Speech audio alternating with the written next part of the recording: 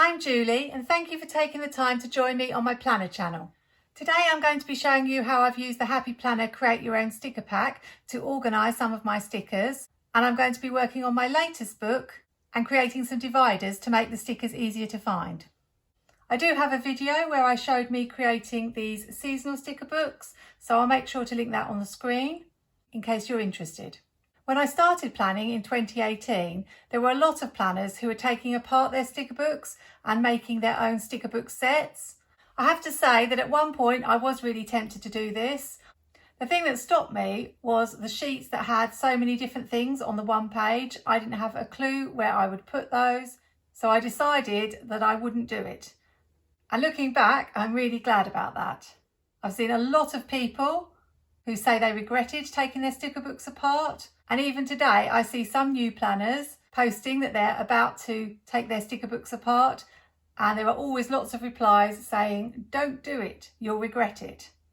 Which begs the question, if I'm so against it, why have I used these Create Your Own Sticker Book packs? So I'd better explain. Let's start with the first one that I created, which was the alphabet sticker book. As soon as Happy Planner started to sell these Create Your Own Sticker Book packs, I knew that alphabets were where I wanted to start, because the alphabets were always on a separate sheet with nothing else on the sheet, so were really easy to take out of the book and put into this separate book. I also made sure that on the back of the sheet I wrote where I'd taken the stickers from, so that, for example, if I was doing a colourful leopard spread and I wanted to find the alphabets that matched that, then I could look in here and find them. I also thought it would be useful to have that information if I was sharing a plan with me and I wanted to say where I had got the stickers from. I often find that I use alphabets when I'm making special pages, such as when I make a page of the spring release books, or maybe a title for a currently or a task page, so it made sense to me to have them in a separate book all on their own. There were also some other stickers that I decided to put in this book, so alphabets is not quite the correct title. At the back, I also have all the birthday stickers so that they are together in one place. So I've got a few things like balloons and mostly birthday stickers. And I also put all the dates, special event stickers together, mainly from the teacher sticker books, so that I would know where to turn if I wanted to find those. I didn't have any regrets after doing this and I found it really useful, so that's what prompted me to go ahead and make some more. The next ones I put together were the seasonal sticker packs. What I found was when I was planning that if it was, for example, a summer spread, I would just grab the summer book, or if it was a fall spread, I would grab the fall book. And what I wouldn't really be looking at was the seasonal books that had all 4 seasons in them. I'm talking about books like Seasonal Teacher, Seasonal Type, Happy Year. Those sorts of books have a mixture of all 4 seasons in them. So what I did was I took those out and I separated them into spring and summer and autumn and winter. Now when I'm doing a summer spread, for example, I only need to look through this sticker book and this sticker book to choose from the selection of stickers. I found this has been working really well for me, and I had some really cute stickers that I think I never would have used because I tended to stick mainly to these books. Recently, when I was working on my summer sticker challenge for Instagram, this was really useful and I used it a lot to find all the different stickers that I needed to complete the challenge.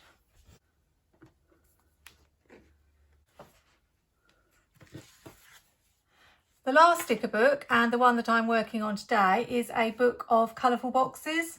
If you've watched my channel before, you'll have seen that I make my own boxes of lots of different colours for a couple of reasons, partly because it's difficult to get hold of, things like Mojo Jojo Plans boxes, but also because I like to be able to create my own sizes and colours to match the spreads that I'm doing. I just use empty sticker sheets from the sticker books that I've used and then fill them up with stickers that I've printed out onto label paper. Today I want to make some colour dividers so that I can find them more easily, and put a title on, and then this one will be finished, although I'm constantly printing out boxes and adding to them. The latest lot that I've printed are boxes that have lines like this. I would say that having access to colourful boxes is a must as a planner. You're always going to want to use boxes in your spread, and it's good to have as great a variety of colours as possible so you can match with the colour scheme of your layout. Having this book has definitely helped with my planning and has saved me lots of time flicking through countless sticker books just to find the right shade. I would say it is a little time consuming to make, but for me personally, it's been worth it. Something that I can do while I'm sitting in front of the TV, cutting them up and sticking them on. And as I say, it's helped me out no end when it comes to planning. So I'll use my alphabets book to find some black letters to make the title boxes. Got all the foil ones towards the back, and here are the black ones. Got that one. Or I think maybe, as I've used quite a lot of this sheet, I'll use this one. Always make sure before you start that you've got the letters that you need. You always run out of some letters earlier than others. The other good thing I found from doing this is that it makes me want to use up an entire sticker sheet so that I can have the blank page for my boxes book. So I'm using my stickers a lot more, which can only be a good thing.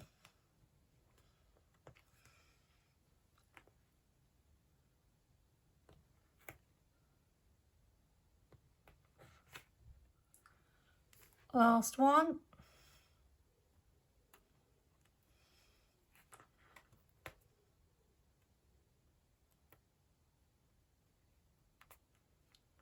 Oh, I'm very fussy. To be straight.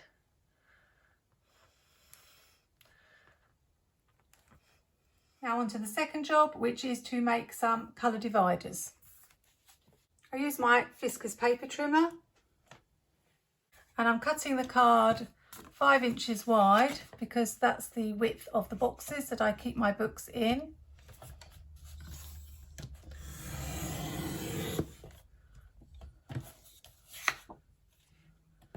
And 9 inches long,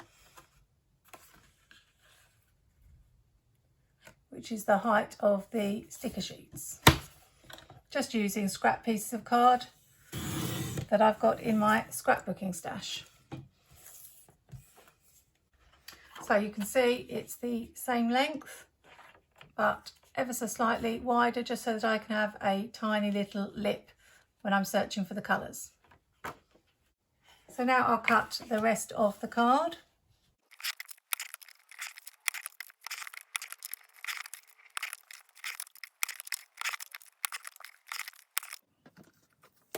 So here are all my sheets of card, one for each colour, and at the back I've got black for black and neutrals.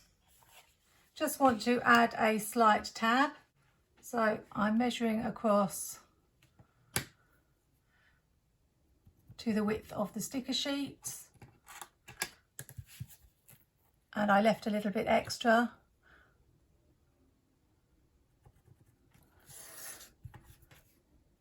Only a tiny bit because of the boxes that I store my stickers in, which is CD storage boxes.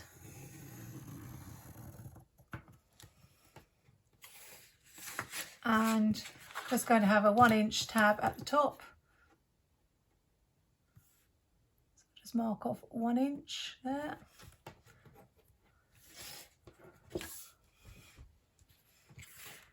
And so I'll just cut off this part.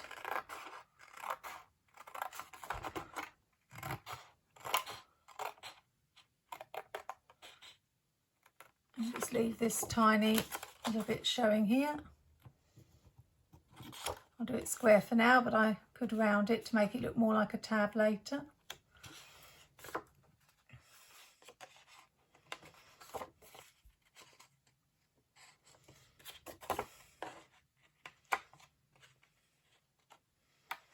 little corner piece does not want to come out. There we go. So that's the red page, and I'll do exactly the same with all the other pages, but just leave 2 inches, 3 inches, 4 inches and so on.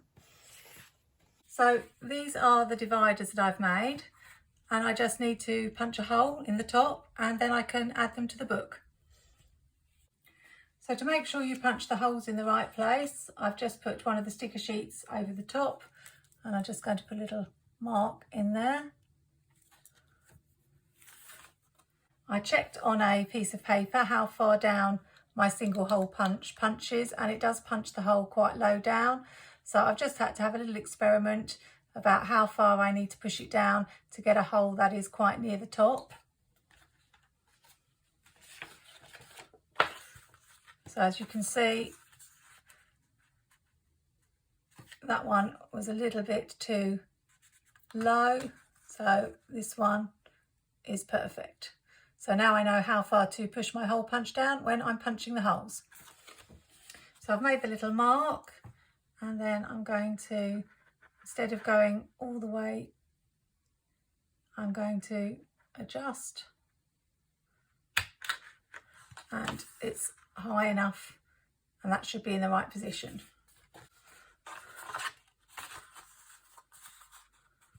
Yeah, perfect. I've punched all the holes now, so I'm going to put them in the book and see if I've punched them in the right place, hopefully.